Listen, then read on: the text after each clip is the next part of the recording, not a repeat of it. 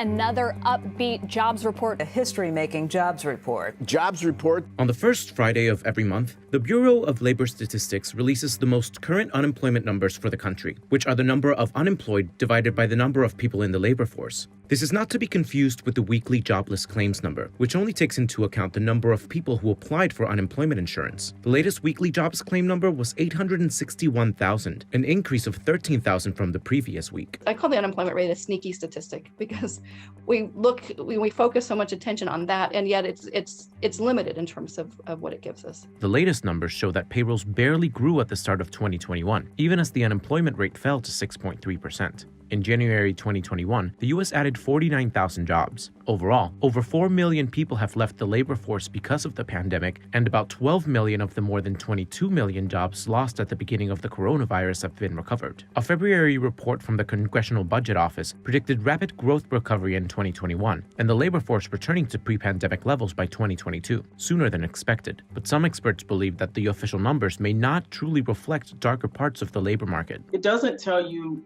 what the pain is in the labor market completely, right? It's only telling you about folks who are actively available and looking for work in the last 4 weeks. So for folks who have been discouraged and given up, they're not going to be counted there.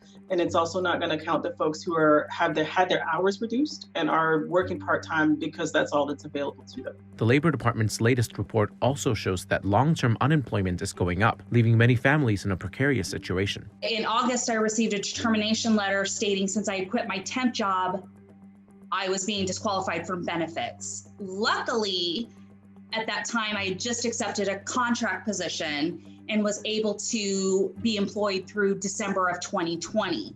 I know everyone's doing all that they can, and I know there are people out there that are worse off than me, but right now we're just in dire straits, and I'm struggling just to put food on the table for my 2 small children. This contrasts the rosy expectations that we see from some of the numbers. So, is the unemployment rate wrong? And how can the U.S. better understand the employment situation? Economists and traders were shocked after the unemployment rate unexpectedly dropped in May 2020, after shooting up in March and April due to the coronavirus pandemic. Employment rises by 2.5 million. I'm reading that right. Payrolls rose by 2.5 million. The unemployment rate declined to 13.3%. This is a huge gain. Many were quick to point to problems with the data itself. This number caught just about everybody off guard. I know Steve Leisman, when he looked at the numbers coming out, actually did a double take and had to really read through to see if he was reading things correctly. The Bureau of Labor Statistics, the government agency in charge of calculating the official unemployment figures in the U.S., has a history of misclassification errors, in which workers are mistakenly counted as employed rather than unemployed. In the case of the May jobs report, the unemployment rate without the error would have been closer to 16.3%, a big difference from the reported 13.3%. The BLS has been trying to account for this in their subsequent reports. In the latest report, it states that for March through December, BLS published an estimate of what the unemployment rate might have been had misclassified workers been included among the unemployed. That misclassification error has been cut down to about 0.6%. I think they've done a really good job of making adjustments to actually improve the accuracy since May. And I think it's important to note that there's always an undercount, even before COVID, because the places where they're less likely to get responses are people who are unemployed. The discrepancy sheds light on a broader debate over whether the official unemployment rate, formerly known as U3, is the best measure of joblessness in the U.S. U3 is the total unemployed, as a percent of the civilian labor force. It includes all jobless persons who are available to take a job and have actively sought work in the past 4 weeks. We really want our government to measure things, and we want to be able to manage what we measure. But I think it's good to look at the different types of data to sort of try to get a more complete picture. But I still feel like that BLS is going to be our gold standard. When people quit looking for work, the unemployment rate will fall, other things the same. And so if we're just looking only at the unemployment rate, that would give us a message that labor market conditions are improving when in fact they may not be. It would be really hard to survey over 330 million Americans every month, so the Census Bureau surveys around 60,000 households every month, or about 110,000 individuals through their current population survey. The numbers are not based solely on those who are receiving unemployment benefits, because that would not count people whose benefits have expired or those who haven't applied for unemployment. It takes about 2,700 field workers about 10 days to complete the survey. The official U3 number is in the middle of 6 unemployment rates that get broader the higher the numbers go. U1 are persons unemployed 15 weeks or longer, as a percent of the civilian labor force. U2 are job losers and persons who completed temporary jobs. U3 is the official unemployment rate. U4 is U3 plus discouraged workers. Discouraged workers were those not currently looking for work specifically because they believed no jobs were available for them, or there were none for which they would qualify. U5 is U4 plus all other marginally attached to workers, which are persons not in the labor force who want and are available to work, and who have looked for a job sometime in the prior 12 months, but were not counted as unemployed because they had not searched for work in the 4 weeks preceding the survey. U6 is U5 plus the total employed part-time for economic reasons. U3 tells us a lot about how well the labor market is clearing. I think, for purposes of fiscal stimulus or monetary policy, you certainly want to have an understanding of who out there is looking for a job and saying they can't find one. It doesn't make a whole lot of sense to say, well, there are a lot of folks who aren't looking for work and don't have a job, which means there aren't enough jobs. That's not quite the right way to think about it. Some argue other metrics are a better gauge of the state of the labor market, like the labor force participation rate, which is the percentage of the civilian non-institutional population 16 years and older that is working or actively looking for work. That number has been declining for more than 20 years as more baby boomers retire. In January 2021, the labor force participation rate was 61.4%. When we look at the unemployment rate, we have to look at other labor market indicators. And there's a key one, the labor force participation rate, which is a good bellwether in terms of, is the unemployment rate changing because more people are looking for work or less? Or is it changing because there are more jobs available? These numbers show just one aspect of the whole situation, and the way unemployment works is different in every state. The average American unemployment check was $378 at the end of 2019. The coronavirus package passed in December 2020 added $300 in extra unemployment aid until March 14th. The first stimulus package added a weekly unemployment check of $600 and added an extra 13 weeks of eligibility. I think that did actually perhaps boost unemployment a little bit at the start of this pandemic, because people who might otherwise have tried to keep on working, even though somewhat dangerous working conditions, decided, look, I'll take the $600 extra for as long as I can get it. That was quite generous. I think there's less of that going on right now. Unemployment is funded by a previous employer through federal unemployment taxes. That goes into a giant fund designed to be a social safety net for workers who lose their jobs. The process can be complicated, but most companies are required to pay a 6% federal tax on the first $7,000 of every employee's salary every year. After state tax breaks, the percentage sometimes drops below 1%. The amounts will vary depending on where you live. Check with your local labor board for more details. Here's a case study. We'll assume someone in New York lost their job making $50,000 a year through no fault of their own, and they decided to file for unemployment benefits in March. To start the math, you'll need to look at a calendar. The calculations are based on something called base periods. They divide your salary into 4 separate 3-month blocks on a calendar.